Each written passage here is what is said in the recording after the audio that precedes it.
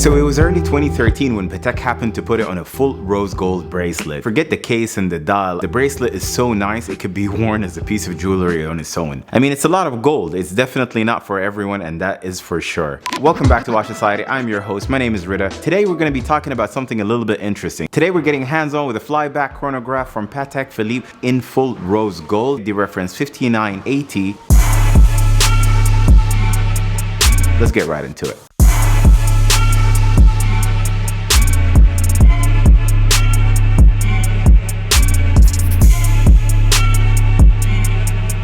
So I thought we mix it up a little bit and move away from Rolex and steel watches, and I couldn't have picked anything better than this Patek Philippe 5980 in full rose gold. I actually did a video a couple of months back called Gold Hyped Watches. We talked about the Daytona, the RM-03, and an open work rose gold AP. The 5980 should have definitely been in that video, but I'm glad we're covering it today. So to get the specs out of the way, this Nautilus chronograph date in full rose gold carries a mechanical self-winding movement with a date complication. The case and bracelet is made out of full rose gold. I didn't actually get the chance to measure it, but I think the case measures around 40.50 mm with a beautiful open exhibition case back made out of sapphire crystal that showcases the entire movement. The dial has also an interesting shade of black. It is gradient with gold applied hour markers and luminescent coating. It also has a power hour reserve of 55 hours.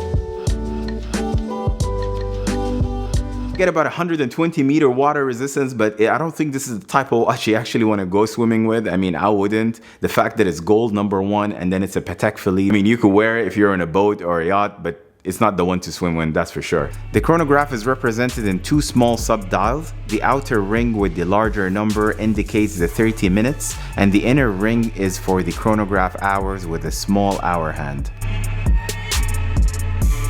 Another cool feature is actually the date window that is usually controlled by the crown, but on this 5980 you have a pusher, you push to cycle through the date, which is really easy to use. The 5980 feels heavy when comparing it to the 5711 or the 5712. It is so much deeper, chunky, and thicker.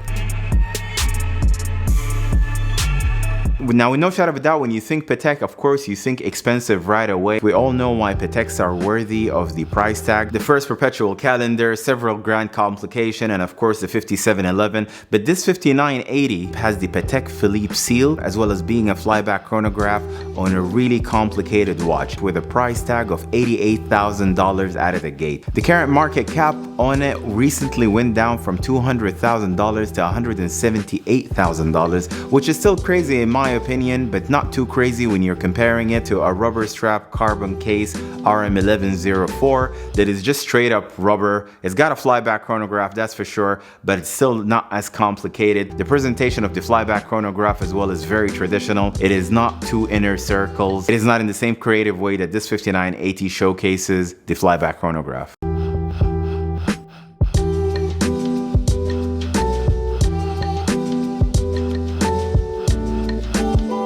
The one flaw that I really couldn't understand, the one thing that I thought it was actually cheap and I didn't really like, is the clasp. I mean, it looks cheap. I didn't really like it on the 5711. I mean, you would struggle to lock it and unlock it, but somehow you can get away with it considering the 5711 is lighter and it's also made out of steel.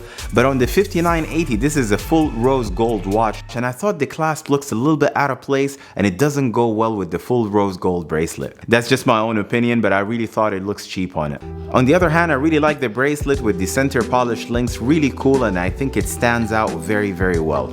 Trying this 5980, all I can tell you, the case depth and thickness, the size overall feels better. I usually don't really like watches that are thicker in case or profile, but for some reason it goes really well on this 5980. Never really thought I would comment on it that way, but yeah, I mean, I guess this thickness is definitely appreciated on the 5980. I also feel you get more overall with the different chronograph complication. I mean, you guys can correct me if I'm wrong about this, or maybe you've seen it with other brands, but this is actually the first time that I see chrono indicators in one dial with two rings. This is the first and definitely a unique creative move by Patek.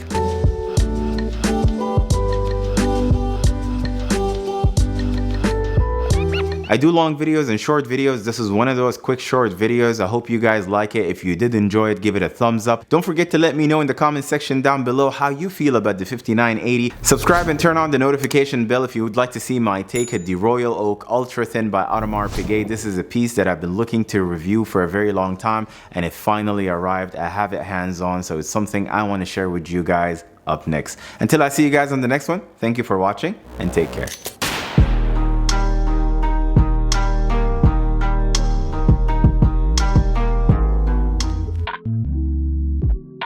Welcome back to Watch Society. I'm your host. My name is Rida, and today. Whoa, Rida. Oh. This is my channel, man. What are you doing? What did you do in 2020? Just nothing. Sanitize my hands. Wash. It's a year of washing hands. Wash my hands for 20 working seconds. From home, gaining weight. I think everybody in 2020 needs some sort of digital social media platform. I think YouTube, Instagram, Facebook, like these are the ways to obviously go in 2020. The point that I'm trying to make here is social media is the best platform. Yeah. I love you. Oh. How is it? Oh my God, like Osama, like, you know, I came here to do the show with you, but this coffee, man, like you got the beans. This coffee is hot. What is it? The Colombian beans or what is it?